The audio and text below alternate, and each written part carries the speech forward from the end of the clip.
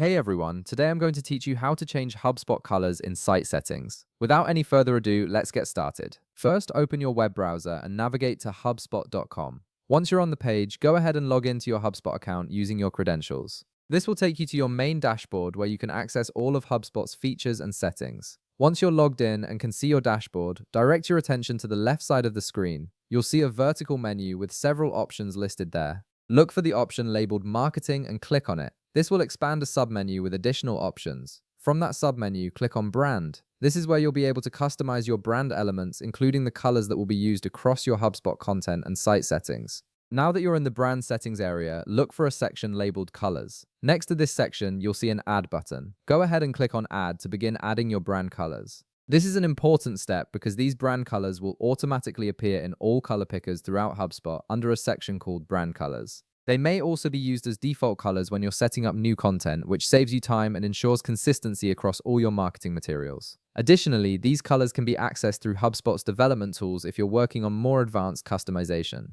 At this point, you'll see fields where you can input specific color codes. You'll notice options for primary color, secondary color, and accent colors. Go ahead and enter the color codes you want to use for each of these fields. If you're not sure what color codes to use, you can typically find them in your brand guidelines or use a color picker tool to generate the exact codes you need. If you need to add more than just the primary, secondary, and accent colors, simply click the Add button to create additional color fields. This allows you to build a complete palette that represents your brand accurately. Once you've entered all your desired color codes and you're satisfied with your selections, click the Save button to apply your changes. HubSpot will now store these brand colors and make them available throughout the platform whenever you're working with color pickers or creating new content.